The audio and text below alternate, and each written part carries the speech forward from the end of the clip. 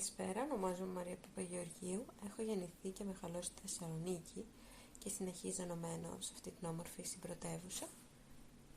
Πιο συγκεκριμένα μένω στην Πηλαία, μια ανατολική περιοχή της πόλης, η οποία μου αρέσει πολύ γιατί είναι πιο ήρεμη, γεμάτη με δέντρα, μέσα στη φύση και δεν είναι και πολύ μακριά από το κέντρο της πόλης. Το αγαπημένο μου μέρος είναι η παραλία στο κέντρο της πόλης.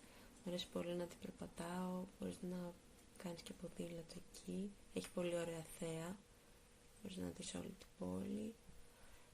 Γενικότερα η Θεσσαλονίκη την αγαπώ πολύ. Είναι ένα μέρος που και περπατιέται, δεν είναι τόσο μεγάλο όσο η Αθήνα, η πρωτεύουσα, αλλά έχει και πράγματα να κάνεις και δεν τη βαριέσαι ποτέ.